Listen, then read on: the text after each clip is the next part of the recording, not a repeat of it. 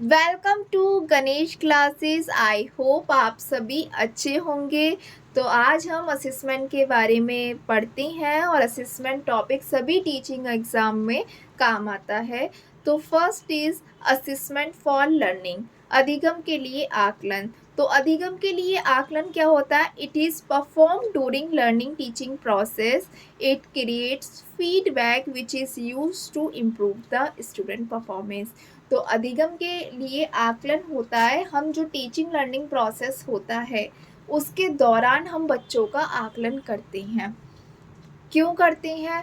कि हम ये जानने के लिए करते हैं कि स्टूडेंट की परफॉर्मेंस को हम इम्प्रूव किस तरीके से कर रहे हैं, हम जो टीचिंग मेथड यूज़ कर रहे हैं वो सही है या नहीं है। तो अगर मैं एग्ज़ाम्पल के थ्रू बताऊं कि असेसमेंट फॉर लर्निंग क्या होता है, जो स्कूल में एफए होते हैं, आफ्टर यूनिट के बाद एक यूनिट कंप्लीट, 2 चैप्टर कंप्लीट करने के बाद जो हम एफए लेते हैं बच्चों का, वो हम असेसमेंट फॉर लर्निंग करते हैं। Assessment for learning teaching learning process के दौरान होता है, जब हम टीचिंग कर रहे होते हैं उसके दौरान होता है। आप जो बीएड में लेसन प्लान बनाते हैं, जब आप एक टॉपिक पढ़ा देते हैं उसके बाद आपके पास जो कॉम्प्रिहेंसिव क्वेश्चन होते हैं उसको भी हम असेसमेंट फॉर लर्निंग में कंसीडर कर सकते हैं। असेसमेंट फॉर लर्निंग में जो हम टॉपिक से रिलेटेड एक्टिविटी कराते हैं बच्चों को और उसको और ज़्यादा इजी बनाते हैं लर्निंग प्रोसेस को, तो एक्टिविटी हुई, क्लासरूम टेस्ट हुआ, वो सब असेसमेंट फॉर लर्निंग के अंदर आएगा। मैं एक आपको क्वेश्चन के थ्रू बताती हूँ कि फॉर एग्ज़ाम्पल आपकी टीचर ईवीएस का चैप्टर पढ़ा रही हैं और वो आपको प्लांट्स पढ़ाने के लिए जो स्कूल का गार्डन होता है या पास का भी कोई गार्डन होता है, उसमें पास का जो गार्डन होता है उसमें ले जाती हैं।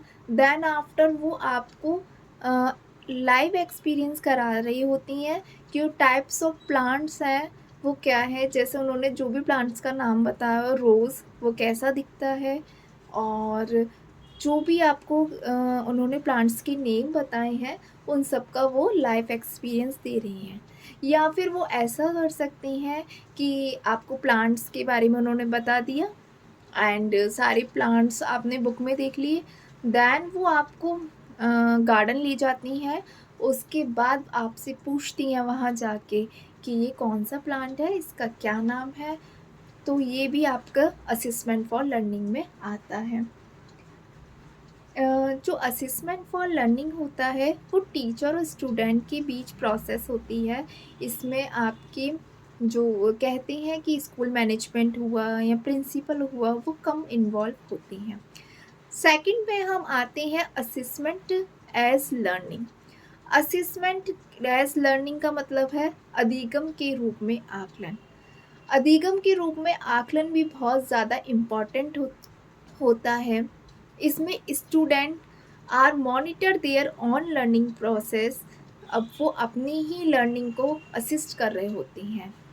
फॉर एग्ज़ाम्पल, जब हमारे क्लास में टेस्ट होता था तो बहुत सारे बच्चे होते हैं ना, जैसे कि आपको दिया है कि आपको कल जीवन परिचय लिखना है महात्मा मैथिली शरण गुप्त का।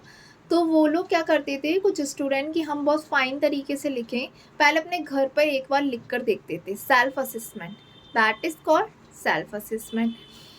Peer group, peer group assessment, इसमें ये होता है कि हमारे टीचर कभी कभी क्लास में सरप्राइज टेस्ट ले लेते थे और सभी बच्चे सरप्राइज टेस्ट देते थे एंड उसके बाद वो बोलते थे कि आप जिस बच्चे के पास बैठे हुए हैं उससे अपनी एक्सचेंज करें कॉपी, और मैं आंसर बताती जाऊंगी, सभी बच्चे ईमानदारी ऑनेस्टी के साथ टेस्ट करेंगे, चेक करेंगे।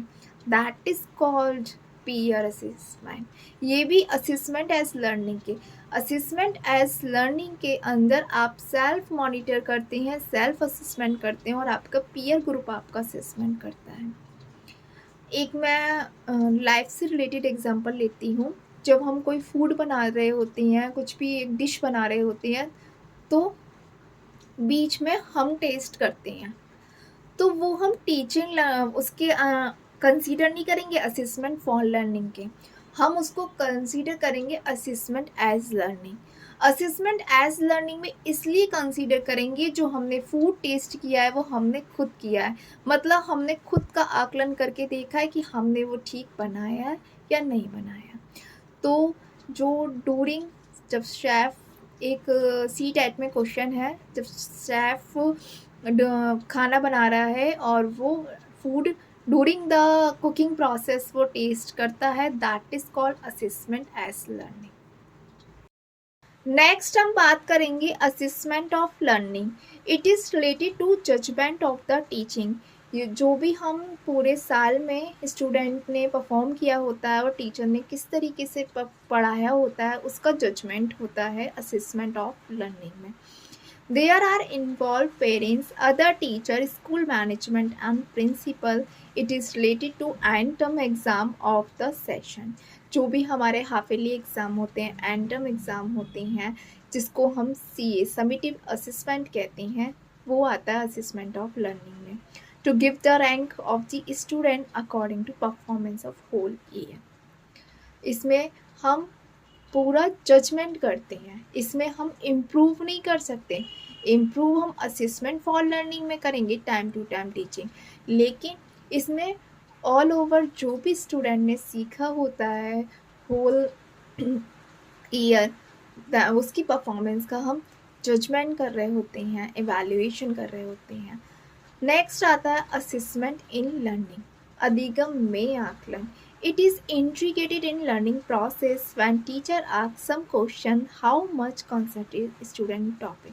आपको पता होगा जब आप स्कूल में पढ़ते थे, नॉट इवन अब तो कॉलेज में भी, जब आप पढ़ रहे होते हो टीचर को लगता है कि जैसे कि बच्चा स्टूडेंट का ध्यान कहीं और है और बच्चा कंसंट्रेट नहीं करता, तब इसमें इसमें क्या कहते हैं, कॉन्शियसली वो आंसर नहीं पूछ रहे होते हैं कि अब मैंने आपको ये पढ़ा दिया, इसके बाद मैं आपका इवैल्यूएशन करूँगी। वो तो असेसमेंट फॉर लर्निंग में वो अपनी टीचिंग लर्निंग दौरान आपको सम क्वेश्चन पूछ लेते हैं कि जो मैं पढ़ा रहा हूँ वो बच्चों को आ रहा है समझ में या नहीं आ रहा। जैसे कि उन्होंने एक पैराग्राफ आपको पढ़ने के लिए दिया और फिर वो जानना चाह रहे हैं कि आपने इस पैराग्राफ में क्या समझा, तो वो छोटे छोटे क्वेश्चंस आपको बीच में पूछ लेते हैं, या वो कुछ पढ़ा रहे होते हैं कि फॉर एग्ज़ाम्पल पार्टनरशिप किसे कहते हैं, पार्टनरशिप के कितने टाइप्स होते हैं, पार्टनरशिप का क्या कंडीशन है, क्या प्रॉपर्टीज़ होती हैं, ये सब अगर वो पूछ रहे होते हैं, क्या फ़ीचर्स हैं, और सडनली क्या करते हैं वो स्टूडेंट से बीच में पूछ लेते हैं किसी भी स्टूडेंट से कि आप बताइए कि पार्टनरशिप का मीनिंग क्या होता है।